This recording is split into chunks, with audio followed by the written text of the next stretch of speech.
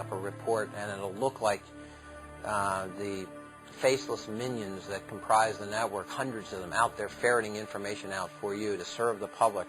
It's complete bunkum, of course. It's not happening at all.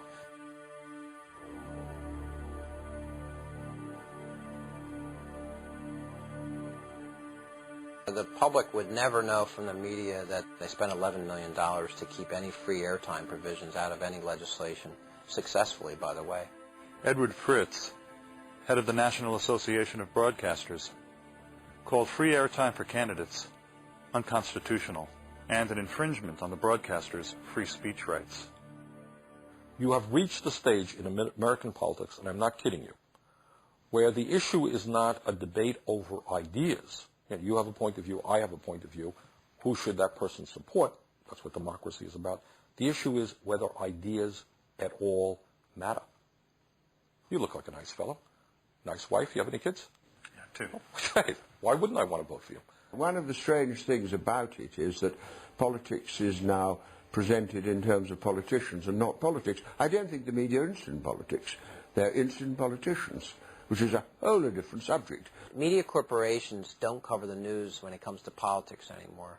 The political news coverage in 2000 was half what it was in 96. 96 was half what it was in 92. The third leading source of revenue for the media today, broadcast media, happens to be political ads. So if you're a politician, the only way you get heard is with ads. In 1981, the media was getting $80 million from political campaigns for ads. Today, the last campaign, they got $1 billion. That's why you've got to have millions of dollars to run for office as a politician. You're either a millionaire, you're able to raise large sums of money all day, dollar for dollars, and that's who goes into politics. And you are complicit in this system. You're not going to rock the boat. You know, 98% of those who run for Congress, who run again, get elected, get reelected. We have a 98% return rate in Congress. Are you aware of this? You know, I looked up the statistic. The old Soviet Politburo had a 92% return rate. All right? They actually have more turnover than we have in the U.S. Congress. Is that just the most embarrassing thought? Why do we do this? We've got to change these laws. We grant these monopoly rights to TV stations. They don't pay a penny to the people for getting these monopoly rights to TV frequencies. Then they turn around and sell time on the public property and make billions of dollars and destroy our political system. All the while, they pay off the politicians themselves to keep getting these monopoly rights. The corruption here is dreadful. The public is really at a loss. What do you do about that exactly? I'm not quite sure. I mean, they're probably in a perfect world, there should be a citizens movement about this. People should be marching in the streets. I mean, in some ways, we should be as angry about what's happened to our media as the Russians ought to be about what happened to their media. Now, that would be seen as heresy inside the networks. How dare you? We covered stories all the time last week. Look at this story. Look at that story. They would take issue with what I just said. They'd probably call you un-American. They would call me un-American and a bomb thrower, and I probably won't be on any of their airwaves anymore after this interview. 10 years ago, 50 companies ran the media in America. Now it's down to 5 to 7. Tonight, as I came down here, NPR was reporting on decisions that the FCC, under the control of Michael Powell, son of Colin Powell, who when asked about whether or not there was a digital divide in the world, said, "I'm more worried about the Mercedes divide. I'd like to have one, but I can't afford it." That's the commissioner of the FCC, who is about to lift all the ownership caps on big media companies, and an issue that is not covered in the media. Michael Powell was actually quoted as saying that he has no idea what the public interest is. The oppressor here is regulation. He actually said that.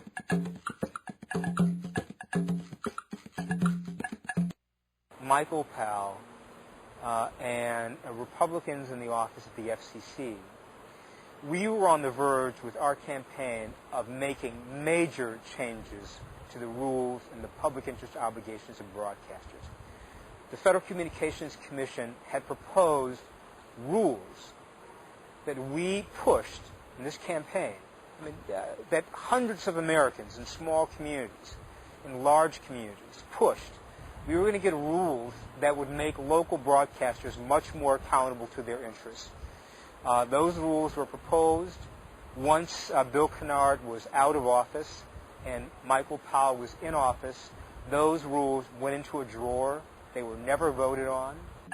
Starting with Ronald Reagan, the holy grail of deregulation has been sold to the public, and the news media has largely ignored its disastrous results.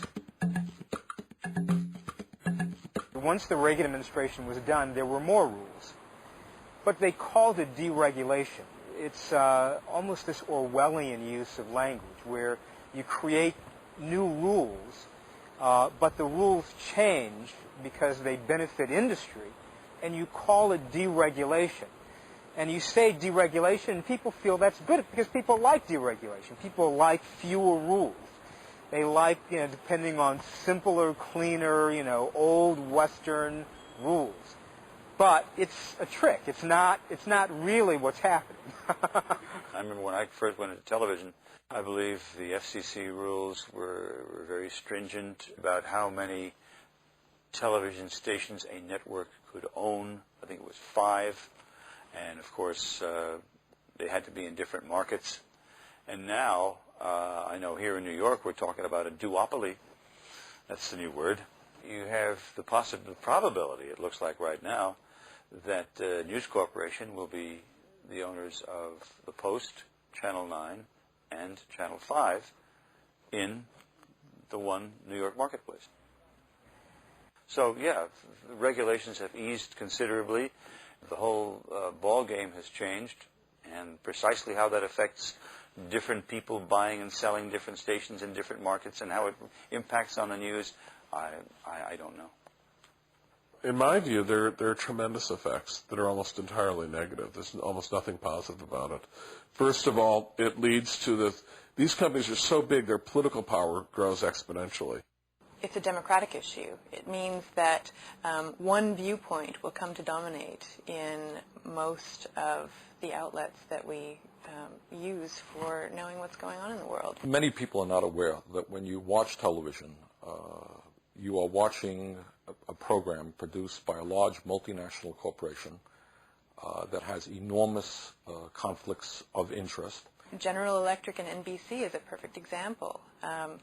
How can we be sure we're going to get the kind of information we need to have about the nuclear industry, about defense contracts, and all of those things when NBC is beholden to this parent company? Why would they report on that? Of course they wouldn't. Why would ABC report on what's going on at Disney? They wouldn't. There's no point in it.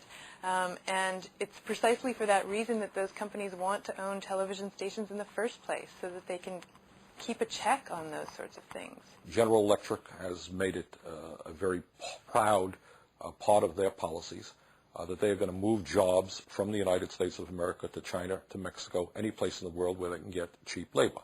This suggests obviously that General Electric is deeply concerned about our trade policies. Over the years, General Electric has done its best not to pay taxes, or to pay as little as they can in taxes, taking advantage of all kinds of corporate welfare tax loopholes. Suggests very strongly that General Electric has an interest in tax policy. General Electric is a major polluter. Therefore, they're concerned about weakening environmental policies. It's not obviously just General Electric. It's the same thing with CBS or ABC. The conflicts of interest are enormous, and the result is that certain issues are talked about, certain issues are not talked about. In close to 11 years, we've done more than 100 reports. They're reports and investigations about public servants screwing up, or systemic abuses of the public trust by public officials. Almost always get covered. We're the ones that broke the Lincoln bedroom scandal about the Clinton White House. We've done a lot of this kind of thing. When we do those stories, they get covered, and the media jumps on them, frankly. We have a news conference. We normally have 50 or 60 reporters, 4 or 5 cameras. But I have to tell you, when we've investigated corporations, for some reason it just doesn't get covered. What can I say? See the Business Week cover a short while ago. The majority of Americans believe that corporate America is just one corrupt institution that needs to be reined in. In some ways, corporate power is treated like by our news media